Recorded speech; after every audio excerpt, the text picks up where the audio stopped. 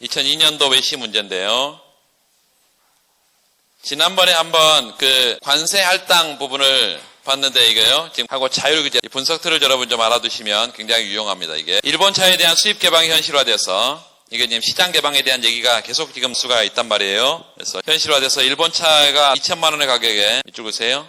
2천만 원의 가격에 5만 대가 수입되고 있다. 시장을 개방해 버렸다는 것은 자유무역을 한다는 거예요. 자유무역. 정부에서 일본 업체에다 수출 자율규제를 요청했다. 몇 줄. 수출 자율규제는 뭔가요? 수출 자율규제는 수입국과 수출국이 명시적인 암묵적인 협정에 기초해서 수출국이 자율적으로 수출 물량을 규제하는 정책이에요. 자율적으로 수출 물량을 규제한다. 거기서 끝나버리면 안 되고 기본적으로 수출국이 자율적으로 물량을 규제하지 않으면 보통은 이제 무역 보복 조치가 가해집니다. 그러니까 직접 수입국이 수량 할당하는 것과 수출국이 자율규제 정책을 쓰는 것이 정책 효과가 똑같아요. 뭐만 다르고 후생 변화 부분만 다르고 가격 수량과 사중 손실이 발생하는 이런 후생까지도 똑같아요. 할당과 자율규제가. 좀 분석을 해볼 거예요. 그리고 수출 자율규제는 가장 중요하게 수입국에 뭘 보호하기 위해서요? 시장을 보호하기 위한 거죠. 수입국에 너무 많이 수출이 되니까 수입국 시장 질서를 보호하기 위해서 정책을 쓰는 거다. 조금 더 넓게 보면 수입국 시장, 좀 더 넓게 보면 산업을 보호하기 위한 수입 대체제 산업, 경쟁제 산업을 보호하기 위한 정책이다. 그럼 그거 이해해 두시고 이렇게 물량을 5만 대가 들어오고 있는데 너무 많이 들어오고 있다 이래서 수입 수량을 4만 대로 줄였다. 밑줄. 자율규제 물량을 4만 대로 줄었어요. 그랬더니 들어오니까 일본차 가격이 500만 원 더 상승해서 2,500만 원이 됐다고 그러네요. 이때 한국의 일본차 소비자와 밑줄 일본의 자동차 생산자들의 후생은 어떻게 달라지겠냐. 기본적으로 적은 물량을 비싸게 들어오니까 한국의 일본차 소비자들은 후생이 감소하겠죠. 일본의 자동차 생산자들 어때요? 적게 수출하니까 손해인가요? 그렇게 생각하는 사람들이 많이 있는데요. 그게 아니에요. 일본의 자동차 생산자들은 국제시장 가격 2천만 원에 팔아야 되는데 적게 여기에 팔면서 2,500만 원에 팔아. 그러니까 500만 원씩 대당 이득을 보는 거예요. 왜냐하면 한국에 안 팔아도 얼마든지 다른 시장에 팔 수 있다니까 2천만 원에. 자, 그걸 그래프를 먼저 확인을 해보고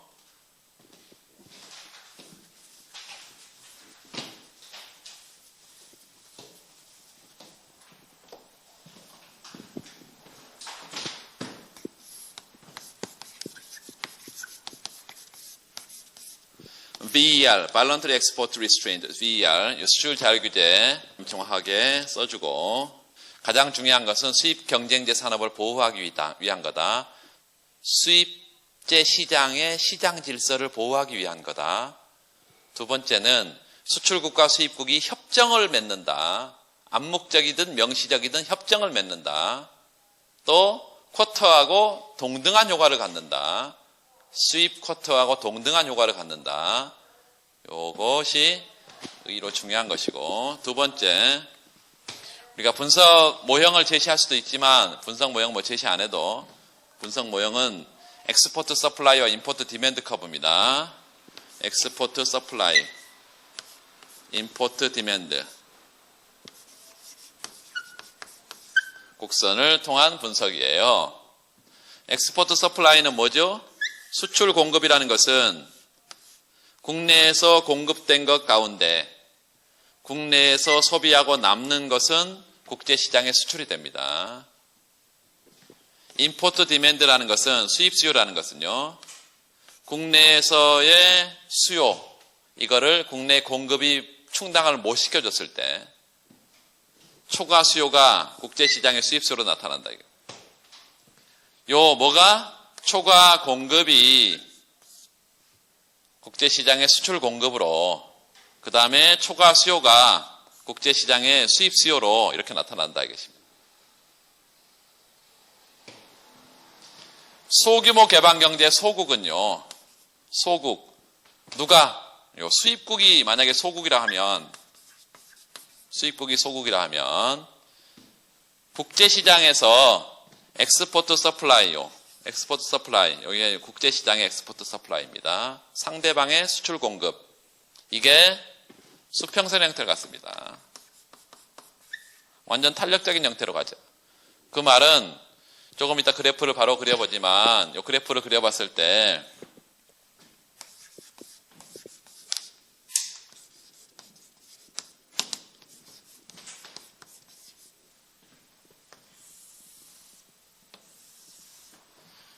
PQ 평면에 그냥 수요 공급 곡선과 똑같아요. 그냥 개방경제 수요 공급 곡선이라고 생각하면 돼요. 임포트 디맨드는 우하향합니다. 수입 수요 곡선. 디맨드 커버가 똑같이 생겼어요. 그런데 엑스포트 서플라이가 수입국이 소국일 때만 완전 탄력적으로 생겼어.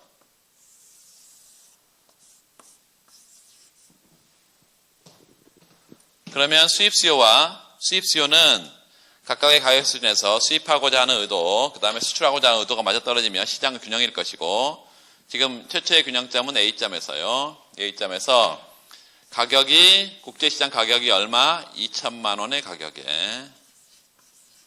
여기 단위 만 원입니다. 수량, 자동차 대수예요. 5만 대가.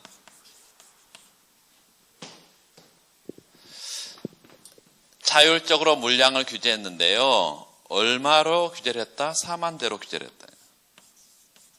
4만 대로. 그러면 누가 수출을 한다고요? 얘가 수출이에요. 수출 공급. 수출 공급이 4만 대를 채우기 전까지는 그대로 유지가 되지만 4만 대를 채운 뒤에는 어떠한 가격에서도 더 못 들어온다 이것입니다. 그래서 엑스포트 서플라이 커브가 이렇게 언제 수출 자율규제를 시행했을 때 VER을 시행하게 되면 수출 공급 곡선이 이렇게 굴절이 되고, 이 굴절된 상태에서 새로운 시장 수요는 이렇게 임포트 디맨드와 맞아 떨어진 상태에서 시장 균형이 달성되고, 가격은 얼마? 4만 대로 줄였더니 여기가 V 발런터리 엑스포트 리스트레인트의 약자입니다. 요게 2,500만 원으로 들었다.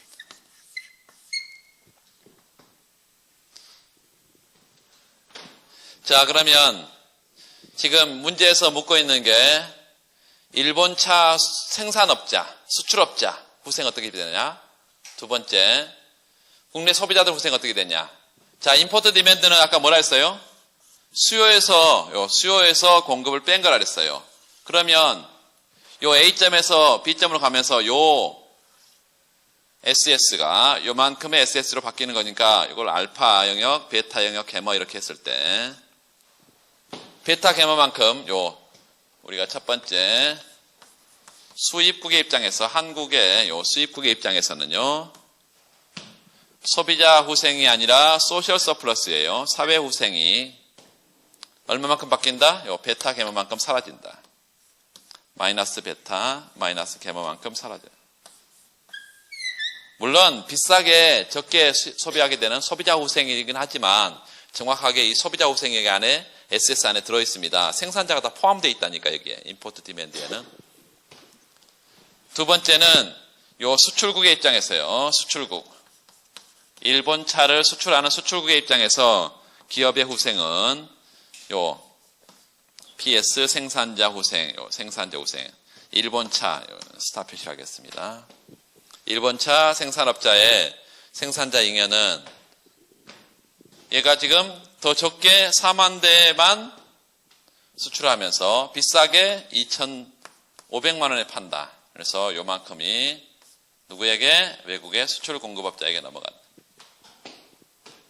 그래서 플러스 베타만큼, 베타만큼. 이렇게 후생이 증가한다. 이렇게 후생이.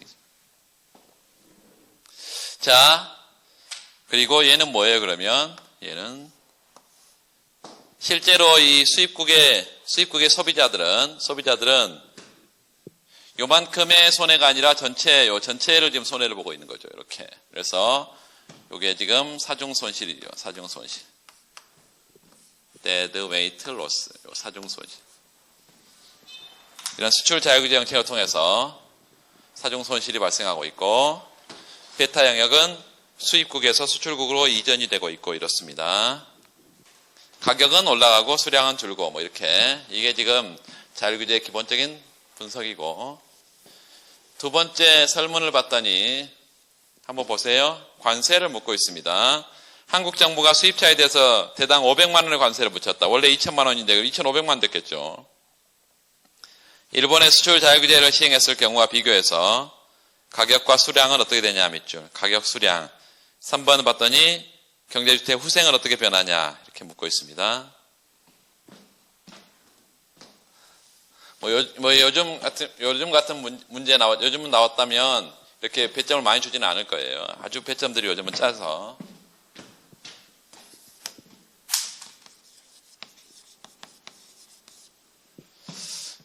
기본적으로 수입 관세에 대해서 좀 간단히 써주고, 수입 관세. 수입제에 대해서 가격 규제를 하는 것입니다. 상대 가격을 올려서 수입량을 줄이는 정책이다. 뭐 하기 위해서? 수입제 산업을 보호하기 위해서. 이렇게 기본적으로 할당과 자유규제와 비슷한데 수입국이 직접적으로 가격 규제를 통해서 이런 정책 목표를 달성한다는 점이 차이점이 있고, 그래프를 그려봤을 때 똑같이 형태입니다. 이 프라이스 퀀터티 평면에, PQ 평면에 임포트 디맨드 커브가 있고, 엑스포트 서플라이 커브가 처음에 이렇게 있었다면, 엑스포트 서플라이 최초의 균형 상태에서 여기가 PI 인터내셔널 프라이스 가격이 얼마? 요 2천만 원의 가격에, 여기가 QI가 얼마? 여기가 5만 대. 최초의 균형점 이 상태에서 관세를 붙이면 항상 가격이 지난번에도 얘기했지만 가격이 변하고 수량이 변하고 후생이 변한다 했어요. 관세 붙이면 국내 가격이 올라갑니다. PT 가격으로 올라가. 얼마로? 2,500만 원으로 지금 올라갔다래. 관세로 500만 원씩 붙였더니 당연히 2,500만 원이 됐겠죠. 그러면 이 엑스포트 서플라이 커브는 이렇게 생깁니다. 엑스포트 서플라이 커브. 이게 지금 이제 관세 부과 이후에, 텍스 부과 이후에 엑스포트 서플라이 커브예요. 이 나라가 소국인데 어떻게 상대방의 엑스포트 서플라이 커브를 건드렸냐 이렇게 생각하면 안 되고, 소국은 정할 수 있는 것은 이 가격이에요. 가격요. 관세 부과 이후의 가격. 그러면 그 수준에서 얼마든지 외국에 수출해준다. 완전 탄력적인 공급 곡선이다 이렇게 말합니다. 완전 탄력성이다. 이 관세를 부과한 나라가 소국이야 지금. 왜? 일본 차에 대해서 한국의 시장 점유율이 그렇게 크지 않기 때문에 일본 차 소비에 대해서는 한국의 규모가, 한국 시장이 소국 개방 경제라는 것입니다. 소국 개방 경제야. 그러면 이렇게 뭐가 변하고?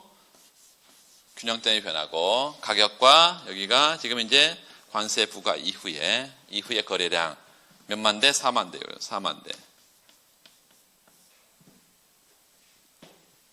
그러면 똑같이 영역을 알파 영역, 베타 영역, 가마 영역 이렇게 나왔을 때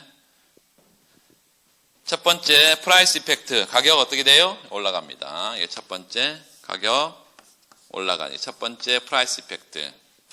두 번째 관세 부과 이후에 수입량이 감소해요. 수량 감소, 수입량 감소, 수량 효과. 세 번째 후생은 요 베타 계모가 지금 누구의 후생에서 사라져버리는데, 수입국의 후생이 사라져버리는데, 중요한 것은 요 베타라는 것은 다시 뭘로? 정부의 관세 수입으로 살아나고, 요 관세 수입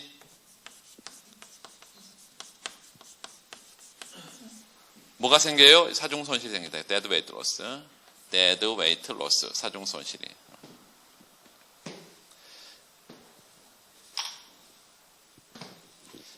자, 그래서 중요한 것은 수출 자유규제에 비해서 관세는 요 수입국의 입장에서 더 후생이 더 높은 그런 정책이고, 수출 자유규제는 후생 측면에서는 가장 수입국 입장에서는 바람직하지 못한 정책이다.